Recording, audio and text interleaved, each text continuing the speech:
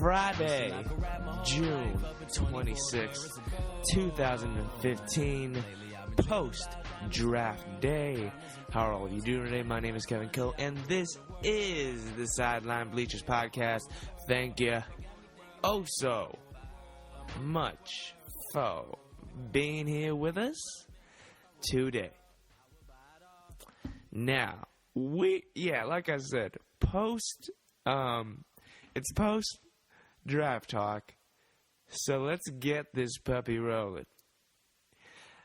We actually drafted...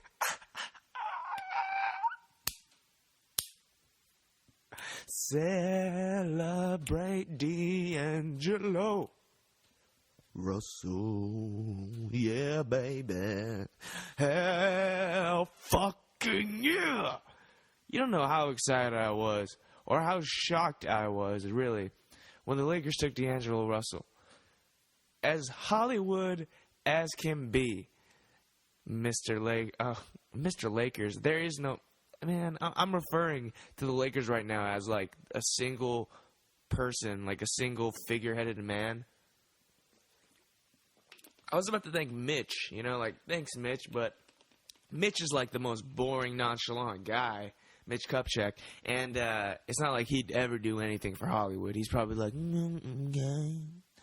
the Lakers would,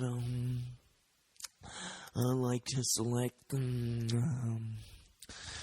D'Angelo Russell. Jim Buss is just over in the freaking corner playing Angry Birds on his phone. What? Anyways, damn, I'm so happy we got D'Angelo Russell, man. If anything, kudos to the Lakers organization. It's just so great. It's so great. Because, like we talked about in the last podcast, I wouldn't have minded Jahlil Okafor, but I think it's freaking awesome that the Lakers took D'Angelo Russell. Obviously the best guard in this draft. Actually, you don't know. Emmanuel Mudiay is up there if you like Chad Ford's dick. But, you got to take D'Angelo Russell, dude. Like, D'Angelo Russell, now that he's a Laker, it's time for me to give you all of these irrational things and all of these irrational views towards why this guy's about to be a baller. But let me be honest, I honestly think there's a pretty good chance he might not be. Yeah. Doesn't have a great shot yet. Doesn't have really that much athleticism. Is probably a huge, a big hassle on the defensive end, but his intangibles are freaking awesome. He sees the court. There's this weird, that sports science guy, John Brinkus or whatever?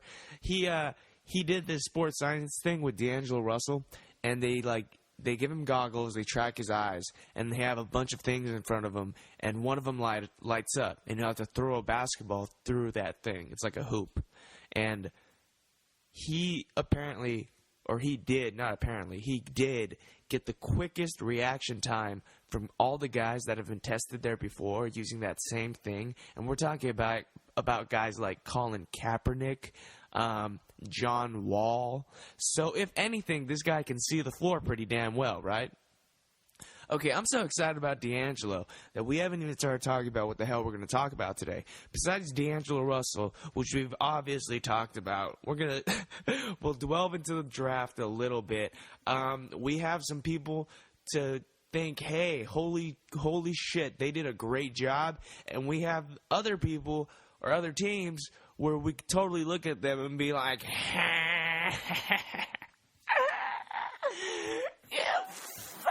idiot. We'll go down that list right in a bit. But first, let's talk about the Lakers because, let's be honest, you know why. To quote the GOAT, Marshawn Lynch, you know why I'm here. The Los Angeles Lakers, 3 draft picks they chose. Chose 3 draft picks they did. Yoda moment. D'Angelo Russell, who I've already been gushing about. Larry Nance Jr. Yeah, you know what that means? if your name is Larry Nance Jr., it means there's a Larry Nance Sr. Larry Nance is the guy who everyone knows as the guy who could dunk. So the obvious question is, can Larry Nance Jr. dunk? I think he can. He has some cool dunks, some cool tomahawks and all that. But if I'm being honest, like I know I hate it, okay? When these analysts compare white guys to white guys, because that's all they do. They compare, like, if an Asian guy comes into the league, they'll be like, he is the next Yao Ming, or they'll be like, he is. They probably wouldn't do it in that accent, you know, but they'd be like, yeah, Charles, I think this guy definitely reminds me of a Sun Yu, of a Yi Jian Lin. You know, that's just how it goes. That's just the name of the game. And I hate to fall into it, but this guy, like, looking at his shot and looking, just, you know, big, athletic, white guy. Right? I don't know if he's big. He's not, like, huge. He's 6'9", 227. And all I could think of is Josh Mcroberts, man. Because Josh Mcroberts is a hell of a dunker. But this guy, you got to probably give it to him, because this guy, his dad won a dunk contest in the league, so, like, years ago. So I guess, I don't know, maybe we hope. I was honestly shocked that the Lakers took him. I thought it was kind of stupid. Instead of Larry Nance Jr., you had R.J. Hunter, who was a great shooter, probably one of the better shooters in this draft. And if you're the freaking Lakers, you need shooting. Other than everything, you need shooting, man. And that guy could have been a valuable guy, even if at the least he could have come off the bench. There's Kevin. Dude, I want to call him Kevin, but I think it's Kevon. I mean, it's spelled with the O, man. It's like Kevin, but with that I, there's an O. Kevon Looney, whatever. 6'9", 222 from UCLA. This guy, a lot of people thought was going in the middle of the first round. He ended up going with the very last pick to the Golden State Warriors, man. He's apparently very raw, going to be one of these prospect guys, but he's 19, and I was just like, damn, the Lakers passed on him. But the way I'm looking at this, it's completely based on value. So, you know, I just want the Lakers. I just think when you draft in general, you should get the guy with the best value. But actually, in the Lakers' case, with the second pick, it didn't really matter. But after that, I was kind of hoping, you know. But it is what it is. Welcome, Larry Nance Jr. and Anthony Brown, who got picked with the 34th pick overall. I actually did hear about this dude because he was in an article on SB Nation where they had this article, like, the 3 biggest sleepers. And Anthony Brown was in that. He's from Stanford. He shoots threes. So, yeah. So, I mean, yeah, I guess, you know, slap me in the face for getting all worked up. Oh, yeah, they need shooters. They should have gotten R.J. Hunter. They did get a good shooter. He is one of the elite spot-up shooters in this class. But R.J. Hunter was just like a beast in the tournament. If you guys pay attention to the tournament this year, or to pay attention to college basketball, that guy was just going off at Georgia State. So, if anything, he's like, according to this article, he's like an average athlete. So, I mean, let's hope he can be that 3-and-D guy. You know, the 3 makes threes on one end, plays really great defense on the other end. But don't we hope that happens to everyone nowadays. Anyways, welcome to Laker lore. Now, we were just talking about me and my obsession with, you know, taking me, or my philosophy, really, about how you should really look for value. 2 things that happened yesterday, back-to-back, actually, where value didn't really mean shit, man. Instead of value, it was really more about teams picking players in the draft to better position themselves for something else that's going to happen in the future. So, first thing that happened was the Spurs with the 26th pick. I was scared they were going to take Looney because I thought the Lakers were going to take Looney no matter what. UCLA dude at 27. But they ended up taking Nikola Mulitinov. Like, this guy's last name, it literally sounds and looks like Mazel Tov or Molotov or some, like, weird, preppy, like, hipster cocktail. This guy is... I don't even know shit about this guy. He's 7 feet tall, and he's a European player in Serbia. But the one thing I do know is he's not gonna play in the league for at least a year, most likely a couple of years, probably more. And the Spurs did that because of LaMarcus Aldridge. LaMarcus Aldridge apparently has the Spurs as number 1 on his list because he is an unrestricted free agent in this offseason. So the Spurs are like, yeah, we need to clear out cap space for this dude because I think he's pretty good. And they would be right for thinking that. And the Spurs, as it is, they don't have a lot of cap room to dish out.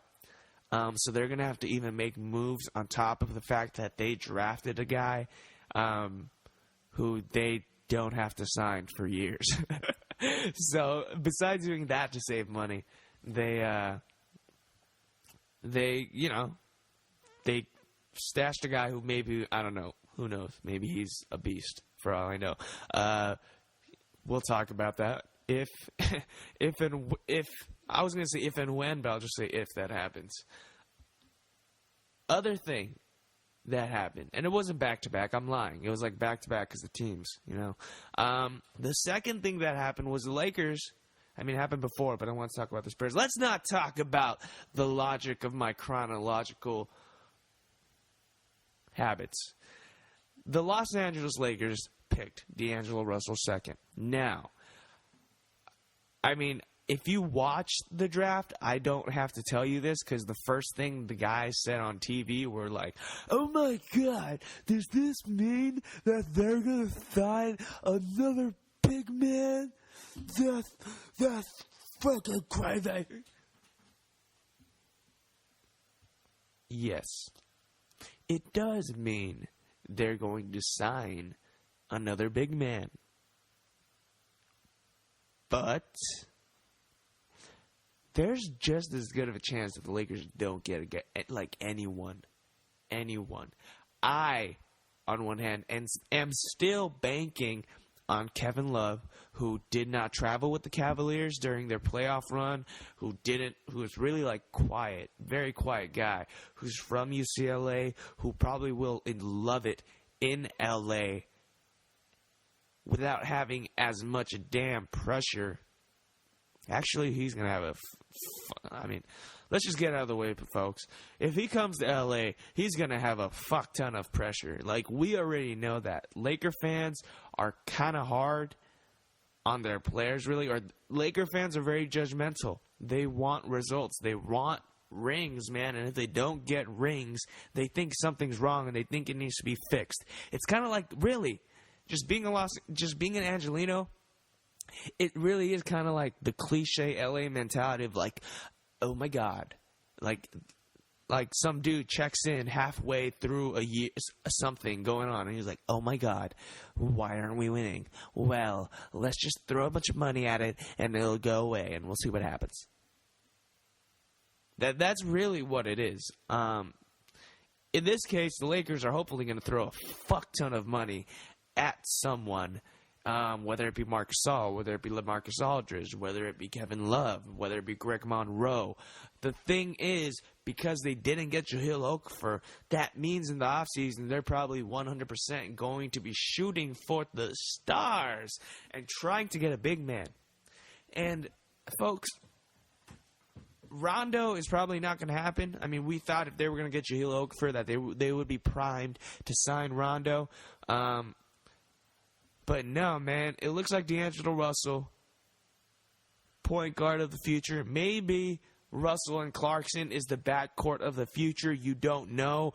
But don't give up on Russell Westbrook. Can you imagine a Russell backcourt? Oh, my God. But let's just talk about the immediate things, because that Russell Westbrook thing won't be happening for a couple of years. Big guys that the Lakers might be interested in. It might be just me, but the way I see it, man, restricted free agents don't really tend to move as much. If you don't know the dealio, restricted free agents, if you try to sign them, they can basically just freaking sign. The team that owns them or did own them can match that contract no matter what. Unrestricted free agents can do whatever the hell they want. Now, unrestricted free agents. This is where it gets interesting. I, for one hand, don't give a shit about the guards, or don't give a shit about getting a really good guard. I think what the Lakers have to do in this situation is focus on getting a big, first of all, as we already noted, and try to get like a 3-and-D guy, like a decent 3-and-D guy. So when I say a decent 3-and-D guy, I mean, I'm talking about first of all, big man. Amir Johnson, I don't think he's going to come cheap. He's an unrestricted free agent, but I don't know, man. He's 28. He's not bad, but I don't know. He might like Drake a little bit too much. I know they kick it a lot. We talked about Greg Monroe, but apparently the Knicks are really interested in that guy, and that's not too bad of an idea, I guess. Greg Monroe is not a bad player, but I don't know. He's really not bad, man. He's 25 years old. If the Lakers got him, I think that would be a freaking awesome move, honestly. So Greg Monroe, definitely on the wish list. 3-and-D guys, man. You have, Chris Middleton, he's a restricted free agent. That's the only problem. There's DeMarre Carroll. If the Lakers could get a guy like that, he's an unrestricted free agent. Paul Millsap is also unrestricted, but we'll see how that goes. I don't really think Paul can come over here and play center or anything, but Kobe would probably be like, sign that guy right now. I am trying as hard as I can to win, and you guys are going to sign these players. That's Kobe on his last breath, by the way. That's or my best impression of doing so. So yeah, other than those big names that we already did talk about, the other, unrestricted free, like there aren't that many. I mean, LaMarcus, I'm looking at the Blazers right now. They have so many unrestricted free agents. LaMarcus Aldridge, Robin Lopez. I mean, those two would be very interesting. Darrell Wright, Wes Matthews is about to get paid. That would be interesting if he played 2-guard for the Lakers, actually. Draymond Green. Everyone's going to be talking about Draymond Green. Everyone's going to be talking about how he is going to be like yada, yada, yada. This team should sign him, yada, yada. But it won't fucking matter because he's a restricted free agent, and the Warriors are probably going to re-sign him anyway. DeAndre Jordan, he's visiting with the Lakers. There's a report out, actually, with the list of teams he's visiting. It was obviously Clippers 1. It's Clippers, Lakers, not South, Mavericks, and Bucks. Now, that would be interesting if he went to the Bucks. That would be interesting. By the way, Lakers coming off the books this year. Carlos Boozer, Wayne Ellington, Wesley Johnson, what the fuck am I saying? Wesley Johnson, Jeremy Lin, and Ronnie Price. So there you go. Unrestricted free agents. Let's go back to looking at some of these. We already talked about Rondo. No way. Tyson Chandler. That's interesting. But he is also really, really freaking old. Josh Smith, I would not go near him with a stick. Marc Gasol, we already talked about that, kinda. I think he really, really, really, really likes Memphis. I feel like he really, really likes Memphis, man. Really do. Yeah, I just have a feeling he's staying there. I just do. Other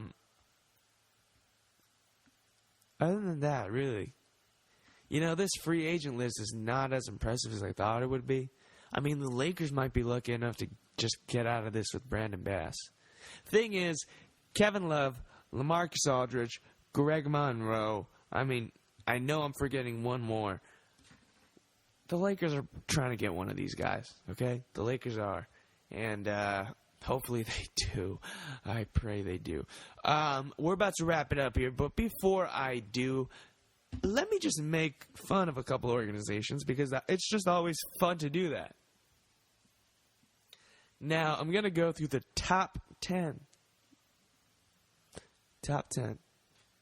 I'll go top 11 just because one of the homies out there that listens to this, you know you are, Shay. He, big Pacers fan. Yeah. Only fan of Indiana anything living in California. Number one, T-Wolves did the right thing. Right thing in drafting Karl-Anthony Towns. Lakers, we spent this whole time talking about D'Angelo Russell and the Lakers picking at number 2. I think it's great. I think there's a great chance. I think there's a good chance or a slight possibility that things don't work out. But who cares? There's also a great possibility that this guy is balling. I love the pick, man. You have no idea. Jahlil Okafor goes third to the 76ers, who now have Nerlens Noel, Joel Embiid, and Jahlil Okafor all on the same team. Yes, they picked 3 bigs just like that. I think the consensus is they're going to trade one of these guys for a point guard or a guard because the only guards they have is Isaac Cannon and some other dude.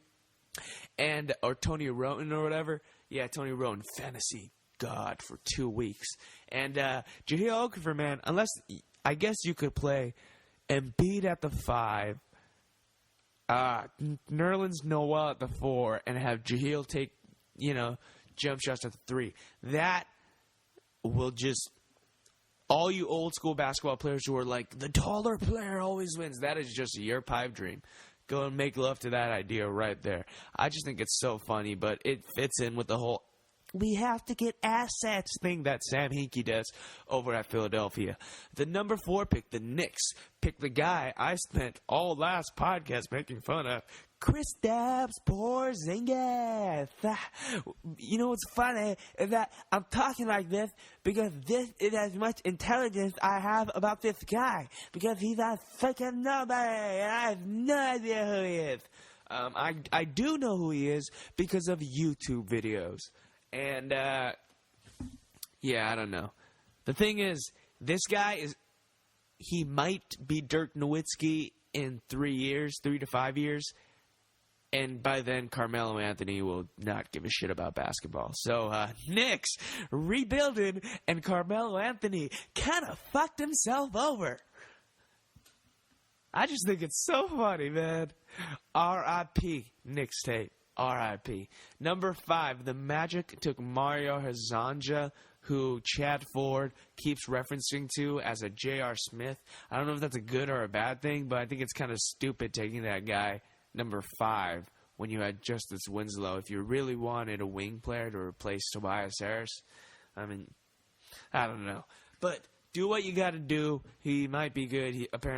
He's one of those guys that can win the 3-point contest and the dunk contest at the same time, which would be cool because that means he's going to shoot a 3 and then right after the 3 goes in, he's going to catch it right under the net and then dunk it in, and that'll be his dunk because that's what he's going to do. Number 6, the Kings picked Willie Cauley-Stein. Huge surprise. Everyone's like, oh, him and DeMarcus Cousins could play right next to each other, and I'm like, what? Maybe, but What? You want DeMarcus Cousins to shoot jump shots all day? Like, that's a great and a very effective part of his game, which makes him such an effective player. But you don't want him to do that all game. And it's just two big dudes. I don't know. I thought it was a weird pick for the Kings. If they really needed a point guard, they should have taken Emmanuel Mudiay, who, by the way, went with the next pick at number 7 with the Nuggets. Ty Lawson was smoking a hookah, or I'm pretty sure because he plays for the Denver Nuggets in Colorado, that hookah might have had a little something, if you know what I'm saying. But Ty Lawson, man, he was like, I'm probably getting traded to the Kings. Yeah, not a good PR move. Either way, Emmanuel Mudiay, great value pick at number 7. I love the pick for the Nuggets. I think he could play next to Ty Lawson. I mean, I don't think that would be that bad to have two ball handling, guards. Stanley Johnson goes number 8 to the Pistons. A lot of people thought it was stupid. Why don't you take Justise Winslow? But apparently, Stan Van Gundy? Yeah, Stan Van Gundy. I always get Stan and Jeff mixed up, man. Stan Van Gundy apparently really liked Stanley Johnson. They really looked into him, and they wanted him. Stanley Johnson is a way more physically built player. Justise Winslow probably has way more offensive tools than Stanley Johnson. Two very different type of players. I think SVG got what he wanted in a defensive wing, a defensive-minded wing, who I'm sure he can make into a great three-point shooter one day. The Hornets and Michael Jordan continue their tradition of just choosing these weird, tall, white dudes. Hey, let's get Adam Morrison. Maybe he'll be the next Larry Bird. Hey, dude, okay, you know what's even funnier? Oh, my God. So, Michael Jordan, right? I watched this video. Just look at Michael Jordan and Chamillionaire. And that's spelled Cha-millionaire. So just look that up on Google, and it will blow your mind. I can't believe I just saw that. But Michael Jordan and Rich Cho and the Hornets, or the Charlotte, I think they should be punished for taking Frank Kaminsky 9th instead of taking a Justise Winslow or even a Miles Turner or even a Devin Booker. I really think, you know what? There should be a rule for the Charlotte next year. If you make another dumbass pick, because we already know the Hornets are going to be in the lottery again because they picked Frank the Tank. I'm assuming you picked Frank the Tank because you're going to tank. He's going to make you tank all the way back into the lottery. And when you do, if you pick another center, because last time you picked that Zeller dude, and then you picked Bismack Biyombo, if you keep picking these big guys, man, you are going to have to change your name back to the Bobcats, because the Hornets is a dope name, and only dope teams should be allowed to have that. And this organization is just a mess, man. Just a mess. And it's weird, because you'd figure the Charlotte Hornets, you'd want to draft like a guard. You got Kemba that one year, but come on. Come on, MJ. Find the next you, man. Find the next you. Number 10, Heat, Justise Winslow. Everyone's saying this is a steal of the draft because, yeah, no shit, it was. Should be pretty nice. Number 11, the Pacers got Miles Turner. Justise Winslow on the Pacers would have been dope, but Miles Turner on the Pacers is pretty cool, too. I mean, not bad. 19-year-old from Texas. ESPN, the whole time, they're like, yeah, this guy cannot shoot threes. He shoots like 29% from threes, and the entire highlight package was this guy shooting threes. So you know what that makes me think? He's probably going to shoot some threes. I don't know if this means this is like an automatic exit for Roy Hibbert, probably. But if anything, he'll play power forward and replace David West. And they'll be Indiana. They'll be the tough, gritty, grinded team that Larry Bird can watch from the rafters and be proud of. Man, I got that old man voice going for me today. Mm-hmm. It is Friday, June 26, 2015, post-draft day, and thank you oh so much for listening to me today. Really appreciate it. Thanks for tuning in. Man, we went off for a long time today. We'll be back soon. As long as the news keeps coming, the podcast will keep chugging along as well. And before I go, man, I just gotta do it one more time. Celebrate D'Angelo Russell.